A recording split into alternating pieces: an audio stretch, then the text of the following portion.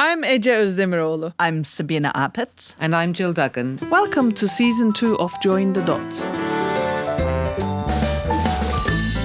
We've spent our careers giving advice on the environment and learned that choices are never straightforward, but working through the complexity is rewarding.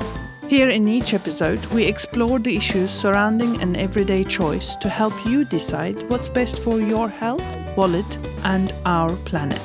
You can find more information about this and other episodes on our website, jointhedotspodcast.com, and we'd love to hear from you on Instagram, Twitter, and Facebook.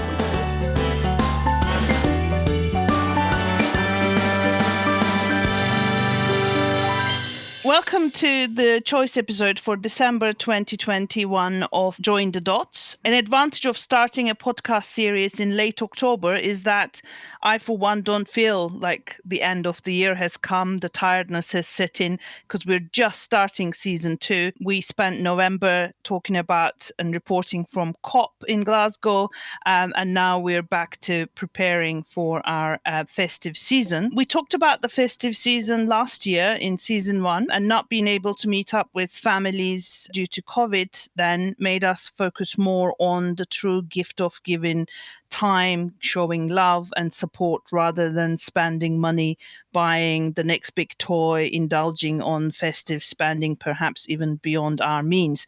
All that is still valid this year, but at least in the UK, we're hoping to be able to see some family members, although this week in particular, I can see on screen fingers are being crossed, eyebrows are being raised, but this week in particular, we're waiting for Omicron related announcements and maybe the Christmas will be postponed. In any case, whether we are in our home or in meeting family, one thing is for sure in Britain at least, that we are going to be drinking a lot more than in a normal time. And I, for one, realized one of the rare times that I don't have environmental anxiety is when I'm having my first pint of the day. But I do also think about what the impacts of that pint is, or wine or whiskey or whatever your favorite tipple. So we're particularly lucky to have Dagmar Drogsma with us. So Dagmar, can you tell us a little bit about yourself before we dive into why are you our guest for our choice for especially the impacts of the drinking alcoholic beverages for this episode? Yes, and I'm very happy to do that. And thanks for inviting me. So I have worked on environmental issues and tackling climate change since about 2005. I first did this in the public sector, working for UK government until 2018. And since March this year, I work for a global environmental NGO. But the 2.5 years in between, I worked for the trade body of the Scots whisky industry. And my main job was helping them to develop their sustainability and net zero strategy. And then on top of that, I'm a huge wine fan. So I think I did my first wine course in about 2000, 2001. And I've been learning about wine ever since, and also about the sustainability of wine. So very happy to talk about that today. Thank you for that introduction, Dagmar. I dug a few numbers up because I was interested in what the consumption figure was like over the festive period in the UK. But I've seen that one source, and we'll have these sources on the website, that we spent something like £12 billion on alcoholic beverages over the 4 weeks to Christmas. I think that was 2019. And beer, wine, whiskey, and champagne are the top choices. In Christmas 2018, that meant that an individual consumed 26 units of alcohol per day, particularly between Christmas and New Year. And in the UK, the drink advice is not to drink more than 14 units a week. I saw that statistic, Ece, and I was just flabbergasted by that because I kind of recognise that people drink a lot in that period, but that just seemed, I suppose one of the things I'm trying to get my head around is what does that look like in terms of glasses of wine and champagne or whiskey? Is that an average? That's correct, Jill. That's correct. It's an average. And overall, what you see, and this is information I know from working in the spirits industry, is that in general, the average citizen actually drinks quite nicely within the limits. It's a tiny category that drinks an awful lot more they would do anyway, and that then skews the average. It is true, though, that for seasons, even the average drinker goes up a bit. But overall, it's not as bad that everyone drinks 26 units, so at least twice as much as they ought to drink from a health perspective. I just while we were talking, I did a very, very quick Google search, probably very unscientific, that said a bottle of gin had 28 units in it if it was about 37.5% volume. So the 26 units a day that some people, or that on average we're drinking over the festive period between Christmas and New Year, is equivalent to a bottle of gin a day, although some people are drinking a lot more, but probably most people are upping their average intake. That puts in perspective. I was thinking that a bottle of gin was somewhere in the 20 to 30 unit range. I don't know about you, but I feel very paranoid about if I have a very heavy hangover. But on top of that paranoia, it's like, where did the malt for my beer come from? Where does the grape come from? Is what kind of bottling or aluminium is, what kind of effect the packaging has, etc. But you mentioned, Dagmar, that there's a lot of sustainability work. You yourself has been involved in the drink industry, and it's very complex. So can you tell us a little bit about how the industry defines sustainability, what kind of impacts there are along the chain that they're concerned about and we should be concerned about? Yeah, and there's a couple of things to that. I think the sort of narrow definition of sustainability looks at the environmental impacts. The wider definition of sustainability that particularly in the spirit sector a lot of companies use is that it is also about social and economic sustainability.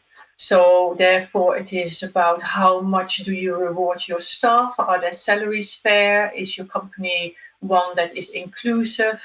And particularly in the spirit industry, because they obviously know spirits start over 37%. They are very, very aware that too much spirit drinking can be bad for your health. So all of them have big campaigns on promoting responsible drinking. I think for now, perhaps let's focus on the environment aspect.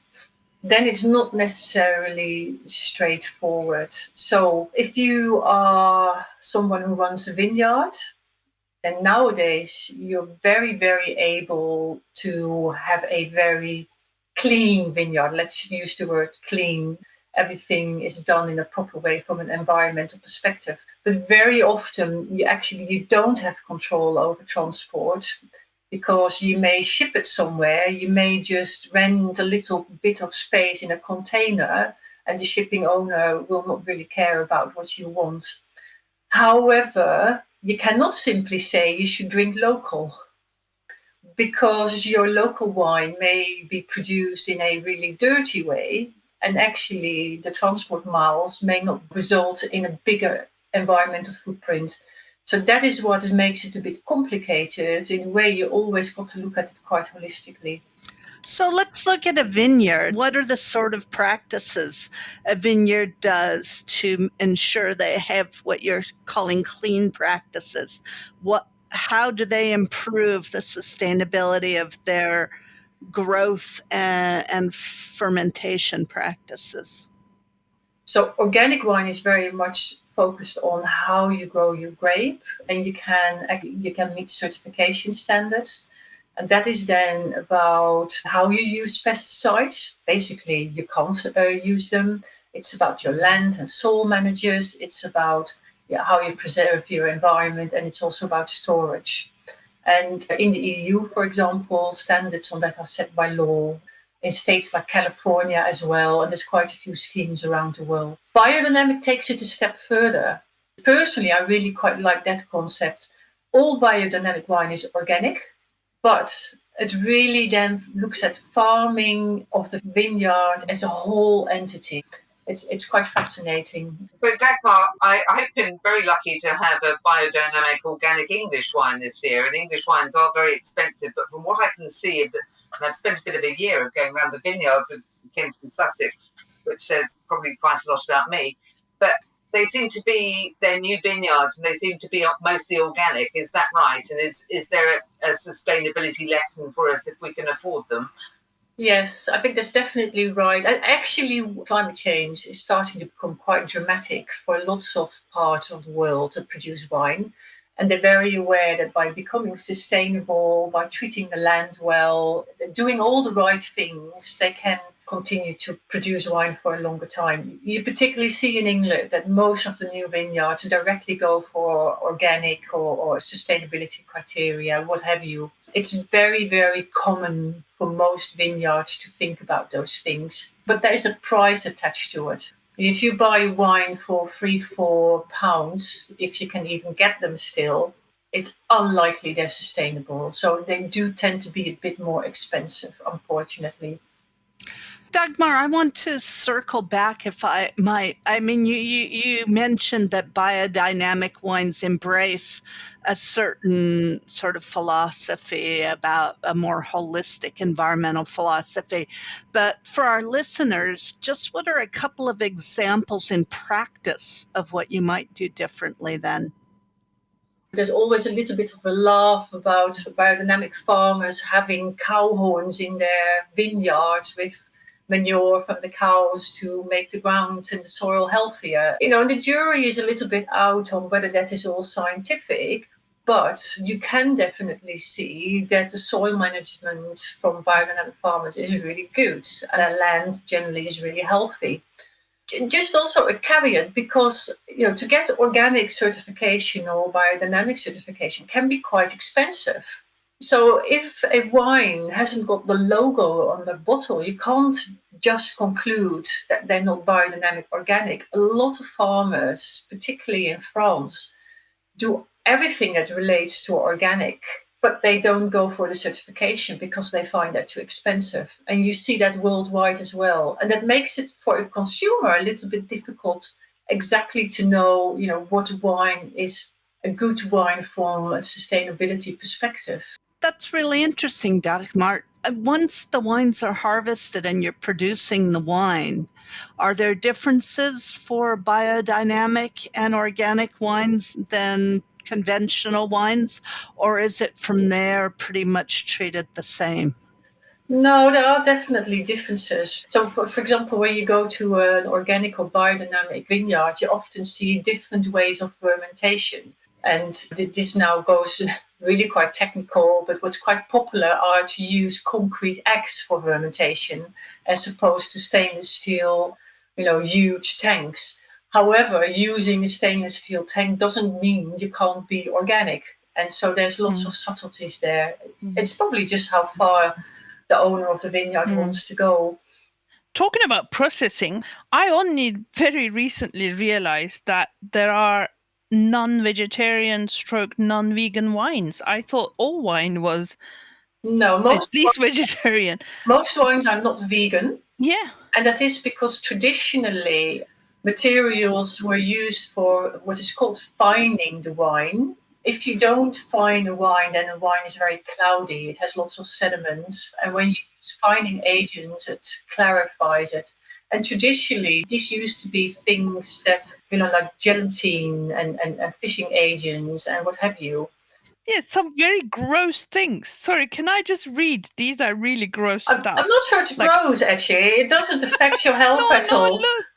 No, it doesn't. It's just the idea. Like, I can understand why people become vegan when you read things like this. Look, one of the fining agents is a collagen extracted from the bladders of specific breeds of fish. I mean, I just never thought about it.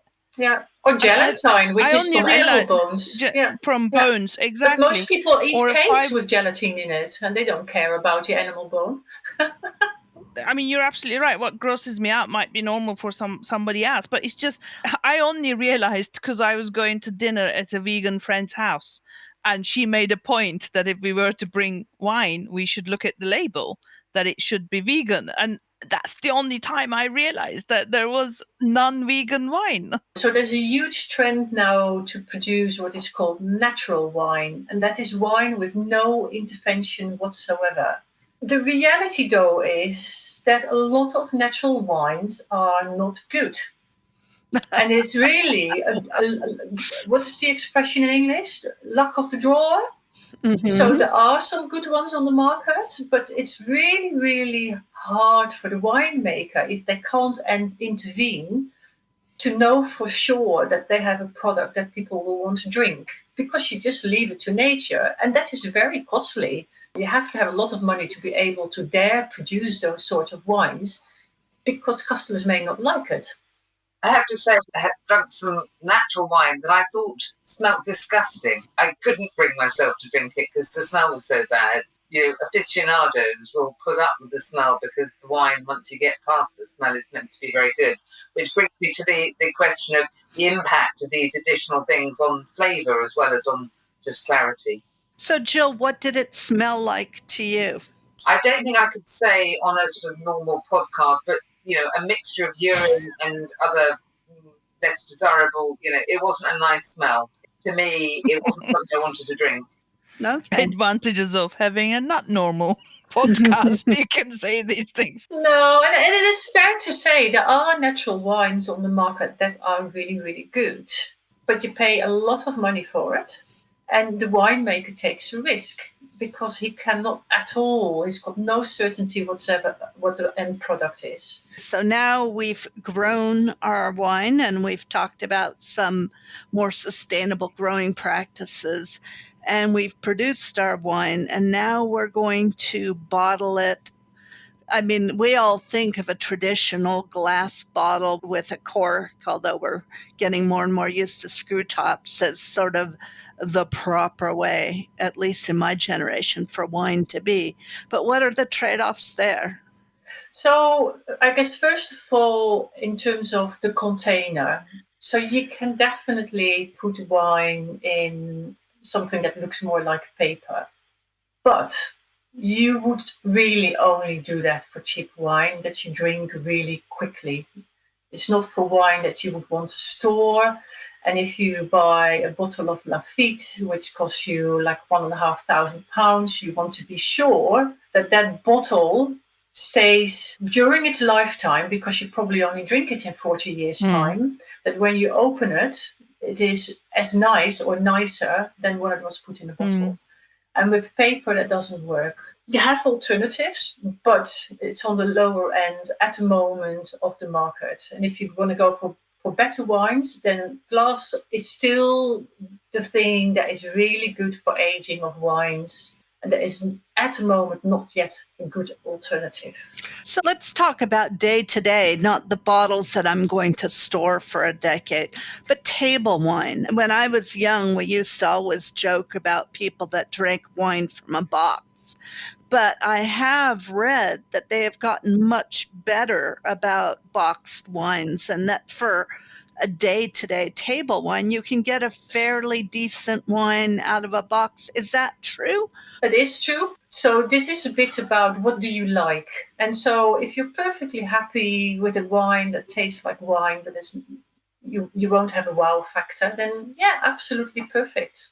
There's a packaging issue as well, because those wine boxes, they have plasticized foil in a container. So at least with the wine bottle, if they are properly recycled, they retain some value, or reused even better, I guess. It's a very valid point. So in the waste sector, it's not that I'm an expert on the waste sector, but they will say that they prefer glass because in the end, 100% of glass can be recycled and reused.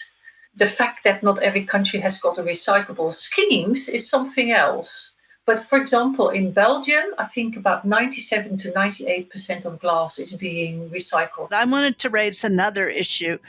The glass is heavy. I mean, I've been noticing a lot of the brew pubs I go to have gone back to cans because they're lighter. How much does the weight and transport affect your argument? So there's still producers who use very, very heavy bottles, and that's just not necessary. And actually, there's even a trend amongst wine drinkers to not want to have those bottles. So I think that you will start to see a change there. So some countries hardly use heavy bottles anymore, and it has got an impact on transport. Yeah, so it's a very fair point. So talking about packaging and transport, I read somewhere that the screw tops was better because aluminium tops made sort of protected the wine better or avoid spoilage, but you're much more in favor of the traditional cork because it's a biological matter. Both have a place, but cork is a natural product. It has a very low carbon footprint. It's produced in a very small part of the world where orchard management is actually really, really good. Portugal, right? Yeah. And actually, the beauty of cork is also that you can use it for lots of other products. I'm not saying that people necessarily do that, but screw caps are produced through processes where you use industrial heat. There's hardly any schemes in the world that properly and efficiently deal with recycling of screw caps. So I think there's a lot of research being done at the moment about sustainability of the two, and most people feel that corks is still much more sustainable. From a winemaker's perspective, you will use screw caps for bottles that don't need to age very long. And actually now some of the materials used for screw caps, because there's different types of materials for screw caps, are now so good that you can actually probably store bottles for 10, 15 years. But there is just no evidence yet that if you have a bottle that you want to keep for 20, 30, 40, 50 years, that screw caps can do it. Perhaps they can. Someone needs to dare try it. But then cork is still a favorite, although you can have problems with cork because it is not always stable. There's difference in the level of cork you can buy. In countries like Australia, for example, have often complained that they don't get the best cork. But that is reserved perhaps for markets closer to Portugal. I don't know if they're right, but you particularly see therefore in countries like Australia and New Zealand that their screw cap is much more popular. I tend to go for kind of European wines because I think that I want to avoid sort of shipping wine from New Zealand, Australia, or Chile, Argentina, South Africa, or whatever. But am I right, or am I making the wrong decision, not paying enough attention to how the wine is produced locally versus how many miles it travels? I think in an ideal world, indeed, you would have the data about every part of the process, and then you know whether indeed the environmental footprint is worse for one wine than the other. So I think really it's quite hard to say that the local wine is necessarily better. Yeah. Where do we find that kind of information, though? Do we go to sort of producer's website or the certifier's website or something? Well, this is then where it becomes complicated because you will actually see that if they're part of certification schemes, it gives you quite a good idea. And you could look at sustainability certification schemes. You could look at whether they're organic or biodynamic, although that does not look at transport, but at least part of the process is really sound. But if you go to websites from wine producers, you often don't find a lot of information. You know, what you can do as a consumer, you can, for example, favor wine merchants and supermarkets that work with sustainable producers, and some really do. You can definitely ask your wine merchants or your supermarkets what steps they have taken to make sure that wines are sustainably produced. It is consumer power. If we all ask that, I'm very certain that they will change from whom they purchase their wines. So the advantage of wine is, though, that you have those schemes, because then, you know, we haven't talked yet about Scotch whisky or other spirits.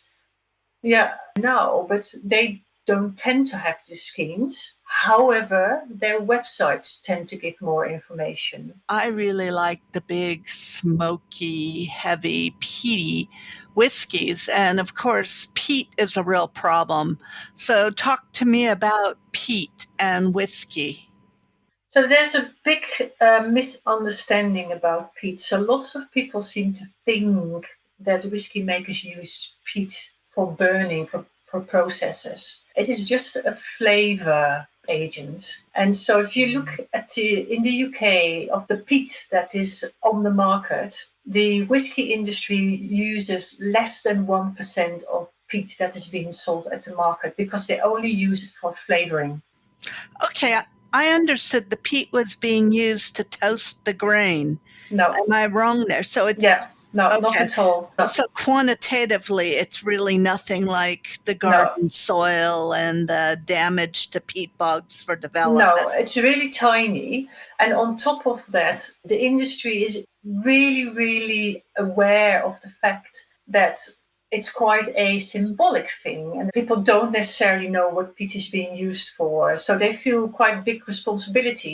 They want to continue using peat for flavorings. So a lot of them actually are investing in schemes that relate to restoring peat. So a few of the whiskey makers have got their own peat fields. Generally, they buy it through others, and quite a few are working with Scottish Government and organisations like IUCN to help restore peat, even though they're only a small part of the users. I can't tell you how happy that makes me, because that takes one bit of guilt out of my life. Yeah. And it's also, I think the peat is not just useful for whiskey in terms of flavor, but in terms of the quality of and quantity of water that producers get, isn't it? I thought that was part of the reason why they want to sort of protect nature, so the water filters through the peat bogs and it's clean and clear. But I would think that's only a small percentage. So most whiskey distillers are near rivers. And so what matters is that rivers are clean. Yeah. And so it's nice if it's near a peat bog, as long as that peat bog is restored. But you should know that in the UK, about 90% of peat is degraded. Yeah. So actually, you've got to be quite lucky to be near a peat bog that is doing its trip. I'm thinking of particularly some Speyside projects where the whiskey producers, I think, were investing in some renovation of peat bogs. But I'll put the link to that study I'm thinking about on our website anyway. So, Dagmar, you were working with Scotch whisky producers on their sustainability plans. And one, I'm really interested in the sort of things that they were doing, but also as a consumer or even as a purchaser of whisky as gifts. What are the sort of things, the indicators to your average consumer when, we don't have full information, we can't be bothered to go on a website? What can we look for? In the beginning of this year, the whisky industry adopted their new sustainability strategy. And this, I worked for a trade body of which about 95% of the whisky makers are a member. So they all committed to going to net zero by 2040. And that's quite a feat because they are an industry that is dependent on industrial heat. And so that means that actually at this moment in time, they do not even really know how they're going to do that. And so they are, we're talking about the whisky process that needs heat at incredibly high temperatures. They can't use electricity because it doesn't get those temperatures. So they need boilers at high temperatures.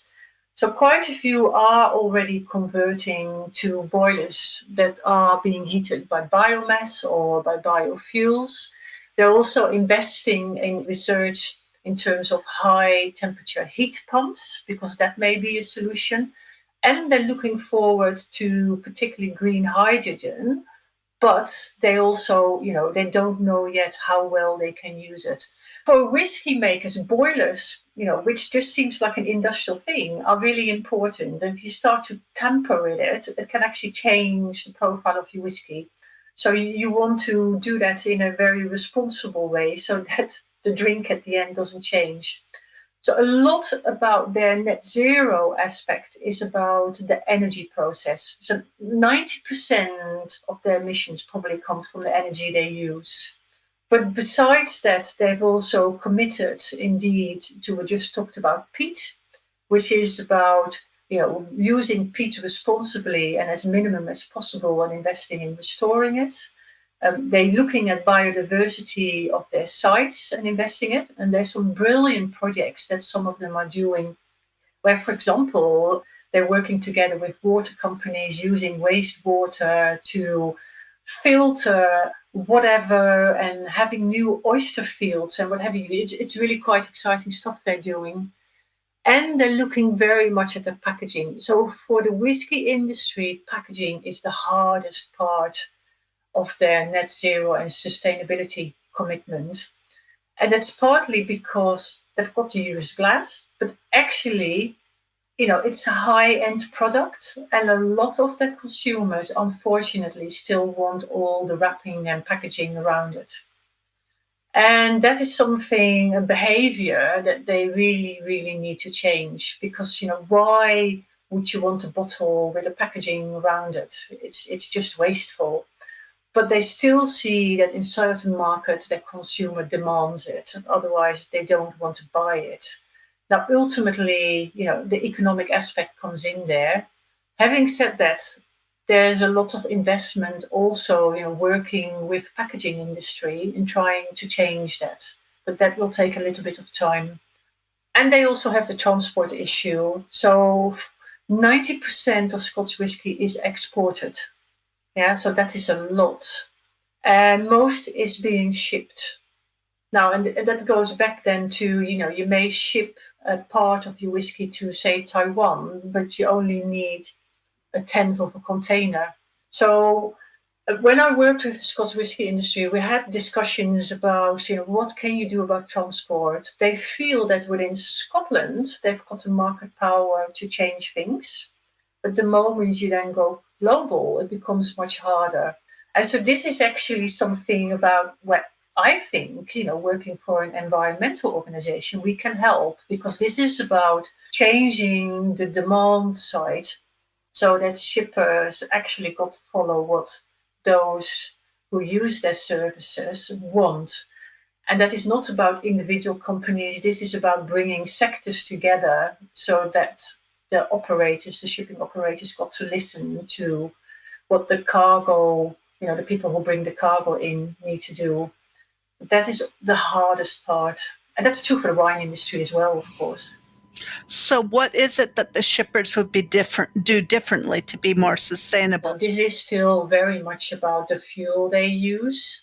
And so there's lots and lots of discussions going on about, alternative fuel use. Design of the ships, there's a lot of things that can be done to reduce the fuel use and the kind of fuel that ships use and to make them much more efficient. And so I think there's a big, big topic for the future as well. But that means getting rid of an old fleet and really renewing the shipping fleets, or can you upgrade old ships? You can upgrade old ships. Okay. You can use different fuels. You can do quite a lot. Interesting. And countries starting to take action. The EU now has proposed a carbon market trading system for shipping. The International Maritime Organization is looking into what it can do, and is looking at the fuel side, perhaps also in the future looking at carbon markets. So things are happening, but perhaps not as fast as we would like it. That's the theme of our lives. I think it is. But I think, just to go back to the Scotch whisky industry, I think for whiskey, but for a lot of spirits industries, particularly those spirits that you keep for longer, what has really impressed me with those company owners is that they really understand the concept of sustainability, because they know that the consumer is changing. And if you make a whiskey now, it will probably only be sold in 10 or 15 years. So you therefore have got to start your sustainability process now. You can't wait. We've talked about wine and we've talked about whiskey. I'm assuming a lot of things in champagne are similar to wine, but the thing we drink quickly after production, and one of the most popular tipples in the country, is beer. So beer also uses an industrial process. So basically, the first step of making a spirit are very similar to making a beer. And so, in theory, therefore, there's the steps the beer industry ought to take are quite similar to the spirits industry. They also have got a big thing with energy.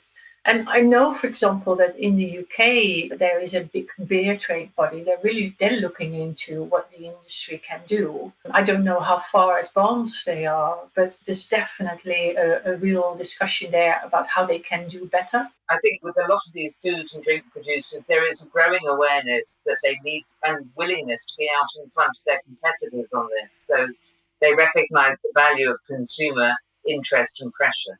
But I see you shaking your head, Dagmar. What don't we know? As a consumer, when you really want to know, what sustainability for a product is, you've got to ask questions. You've got to go to websites and you've got to ask questions. When a company says they will go net zero and you don't really believe it, it is useful indeed investigating their websites a bit. So I'm aware, for example, of some producers, and I won't name any names, that claim they go to net zero, but then when you start to look at it, the only thing they do is planting trees.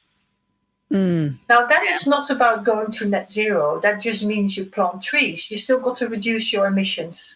So we really need to ask producers what it is and how they define their net zero claims, is what I'm hearing. Absolutely. But also, there's also definitely a powerful role for merchants and supermarkets. Mm-hmm. Is there a role for government in this? Is there a top-down Oh yeah, definitely. aspect of this that we can ask for? Yeah, we're lucky. We live in a country and we live in a part of the world where there are top-down targets.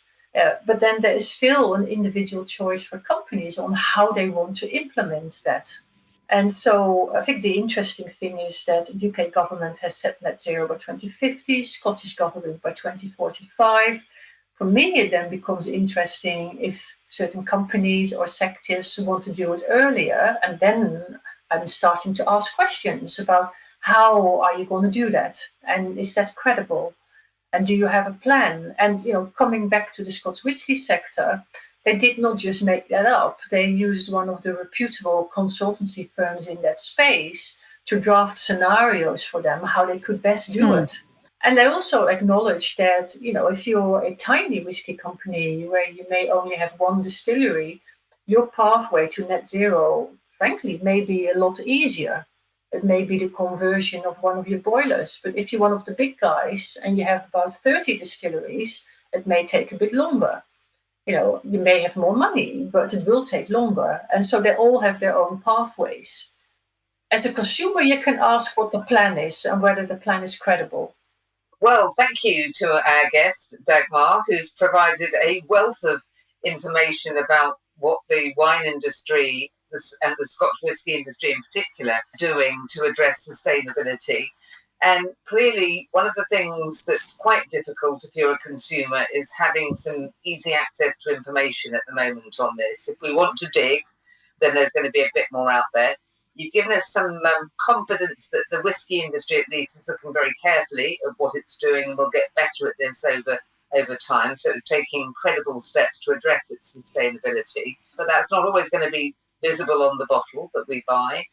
I think you've told us quite a bit about what winemakers are doing and the lessons that I've taken, so please shout if I'm wrong, that organic wines and biodynamic wines are a good place to start if you can afford them, and buying from regions close to home. And luckily for those of us living in Northern Europe, the wines closer to home are getting better and better with climate change, but that's not the same everywhere.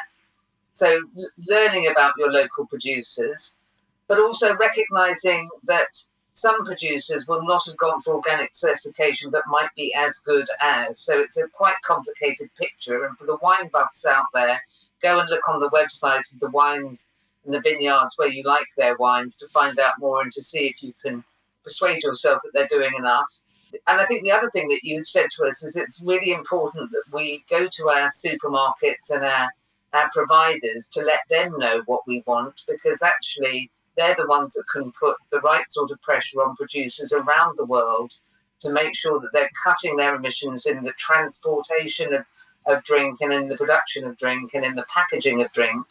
And that's one of the last bastions, particularly in some markets, is that people still demanding pretty packaging when they don't need it and creating a lot of unnecessary waste. That's been a really, really interesting, not entirely guilt-free, therefore, tipples over Christmas and those frightening statistics about how much many of us drink over Christmas. But having said all of that, I think I at least will be able to enjoy a tipple thinking that things are going in the right direction. So thanks very much. Thank you, Dagmar. Yeah. Thank you. I got to run because I Must be smell your that the dinner food is time. almost ready. Thank you. And we're opening a nice bottle of wine. It was nice meeting you. I'd like to drink wine with you sometime and Well, we get should your meet up and advice. drink a glass of wine. Yes. Thank you for listening. Thank you to the rest of the team, Neil McCune and Anna Gunn. You can find more information about this and other episodes on our website, jointhedotspodcast.com. And we'd love to hear from you on Instagram, Twitter and Facebook.